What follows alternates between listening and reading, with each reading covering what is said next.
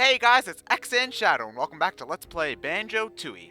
In the last part, we started exploring the first world, Mayhem Temple, and in this part we're going to be continuing the exploration. Yeah, sorry. Sorry if the recaps are a little bit dull, but, you know, there isn't a whole lot much else to it other than we enter a level, and we're going to keep exploring that level, because this is just that sort of game. Anyhow, this dude, Chief Blodezin, or whatever the fuck his name is, he wants us to find Target Zan's ancient priceless relic thingy. Huh. Okay then, well, I'm sure that it's an important ancient priceless relic thingy, but I don't know why oh, well, actually, I do know why we have to do it, because we have to do everything in this world, because that's just how we roll, and then we get a jiggy if we do so. Now, that's just one thing that I love about this game is just the writing. It's just like, they sort of understand that it's just a whole bunch of, that you're just collecting a whole bunch of random stuff, so instead of just making up some reason for it to be important, they just say, some priceless relic thingy. You know, it's just, I think that the writing in this game is really, really sharp, and it's just better than the writing in the first game in general, but I'll cover that more when it gets a little bit more apparent, like when there's actual dialogue on screen, because right now there's something else coming up right here that I'd rather talk about. Anyway, you might notice that the music in the background has changed, and we're in a place called Unga Bunga's Cave. So this is an obvious caveman setting, and we were in sort of a temple setting before. That's because this section right here, this room, this isn't part of Mayhem Temple. This is a room in a later level called Pterodactyl Land.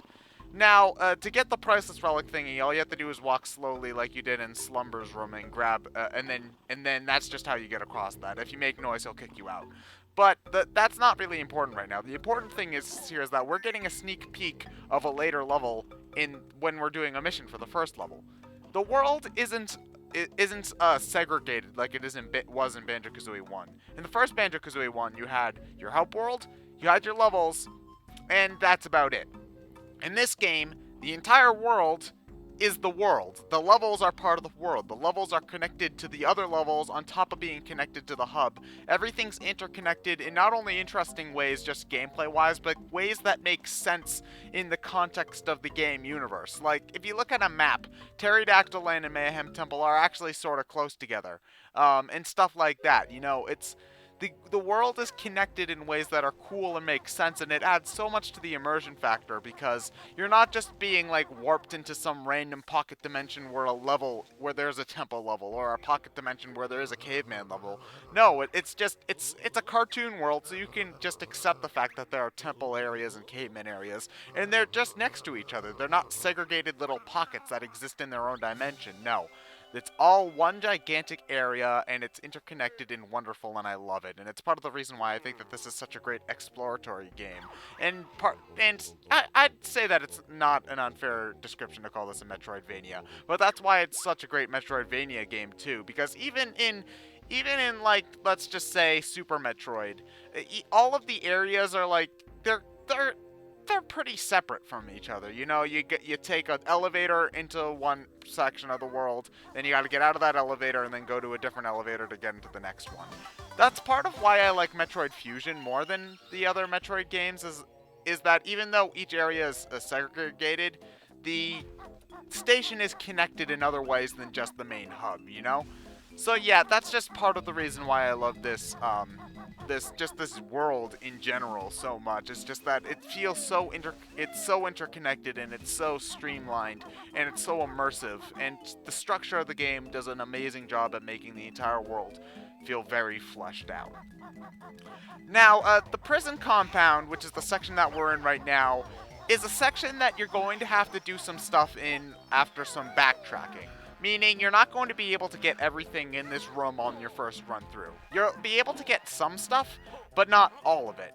However, thankfully, since this is pretty much your tutorial backtracking section, all of the stuff you can find here is accessible after you get one of the first upgrades that you'll run into naturally in the second level. So, thankfully, you could just come back. You could, and I recommend making a quick backtracking trip to Mayhem Temple in order to get all the stuff quickly. I'm not making a whole lot of sense, but basically, remember this room for when you wanna, for after you get an ability in the second level, because you can pretty much clear out 100% the level in total after getting that one ability. Right there, we got the last Cheeto page from this level. So that's 3 out of 3 for the level, and if you manage to find the one in Spiral Mountain, which I wouldn't blame you if you missed it, especially if you have already played through Kazooie, because you might think to just skip all the tutorial stuff and you wouldn't explore that area too deeply. But there's 1 Cheeto page in Spiral Mountain and 3 in this level, so you should have 4 total. And having 4 total basically means that after you get 1 more, you unlock a cheat from Cheeto. Here we have the waiting boots. I think that's their name. They might have a fancy schmancy name somewhere, but basically they allow you to walk over dangerous things like swamps and stuff. They don't use a lot of Kazooie's abilities to a very interesting degree in Tooie, but I think that there is a good reason for that, and that's mostly just because they'd already done most of the puzzle stuff they could with these basic abilities in Kazooie, you know? Instead, the Tooie treats these abilities as part of your natural moveset as opposed to something to play around with puzzles, and honestly, I think that that's what they should have done in Kazooie 1 to begin with, because you stop getting abilities halfway through that game, and they don't really do anything interesting with the gaining new abilities mechanic. It's just like an overly long tutorial section. So really, they just should have given you all of your stuff at the beginning and then just let you use them naturally. But that's just my opinion. Anyway, this is Humble Wumba, and she takes Mumbo's place from the first game. Now that Mumbo is taking a more active part in things. Basically, if you give her a Globo, she'll transform you into a different inanimate object in each level. The Globos are sort of like the Mumbo Skulls from the first game, only better, basically. They're just better. In the first game, you had to get a certain amount of Mumbo Skulls in order to get Mumbo to turn you into something in each level. But the thing is that in Banjo-Kazooie 1, there were Mumbo Skulls in every level, but there wasn't a Mumbo Hut in every level. So basically, it was just an extra tedious collectible to add to a game that already, to be frank, had too many extra tedious collectibles. And, you know, it's just that, why did they need to have like 12 of these things in a level? Why couldn't you just find one and then get your transformation ability then? That's what this game does. Once you find a Globo, just one Globo, you can give it to Mumbo or Wumba, and then they will do their magic for you for the rest of the level that you're in. And thankfully, the Globos are always right next to Mumba's hut or Wumba's hut. So really, you don't need to worry about finding them most of the time. They're usually just right there. You give them to Mumbo or did I just say Wumbo and Humba? I mean, you just give them to Mumbo and Humba, and then you're fine. You know, you don't have to worry about that shit anymore. And everything's great after that. I love the way that they handled transformation and Mumbo's abilities in this game, just because they keep it simple. You know, you don't have to... Even though this is a collectible game, there isn't unnecessary collectibles. You know, you don't have to find 100 notes in each level. You need to find like 20 patches of notes, which is just easier, especially with how big this game is. If I had to find like 10 Mumbo tokens to use Mumbo in each level, I'd want to kill myself, because that's just obnoxious. However, I haven't really talked about what Wumba transformed us into this level. Wumba turned us into a Stony, and you might have recognized the Stonies from around the level. They're those stone guys with the weird headpieces. When you talk to them as Banjo and Kazooie, they just sort of spout gibberish at you. But when you talk to them as a Stony, they speak understandable English. So, the Stony has 2 main purposes. First off is talking to those guys, and you need to talk to those guys to get a code to open up the prison in the prison compound, which I already did, even though you can't really do anything with what's inside there for the moment. And the second important thing for the Stony is that it can go into the Stony kickball games, which I'll explain in a moment after this amusing dialogue option. The last thing that the Stony can do is that it can fit through small corridors, but the thing is that there's only one small corridor that's important, and that's the one at the very beginning of the level, right next to the entrance and exit warp pad. And if you go through there, you can get the last honeycomb page, the last empty honeycomb in the entire level. So after that, you should have 3, and everything should be fine after that. So anyway, this is the kickball stadium. The kickball stadium is, like it sounds, a kickball stadium. There was some brief foreshadowing to it when you were talking to one of Bottles' kids. He said something about the moles and the Jinjos playing kickball, but you don't really have to worry about that. That's just writing. You don't have to think too hard about that. Anyway, this is the first of many, many mini games in Banjo-Tooie. There's usually one per level. Maybe a little bit more, maybe a little bit less, depending on which one you're in. But there's a couple. You can generally expect to find at least one minigame in each world, and they're there to basically just break up the tension, you know, have a little bit of fun, you know, change up the pace. And I can heartily approve of that, because especially with a game like this, where you're doing a lot of backtracking and exploring, it's easy to get burnt out. So that's why I appreciate the minigames' presence. And for the most part, they're simple and fun, and they function just like minigames should. This minigame, since it's the first, is a very, very simple one. Basically, you want to get all the yellow balls and kick them into your goal. Your goal is the blue goal, and it will always be the blue goal.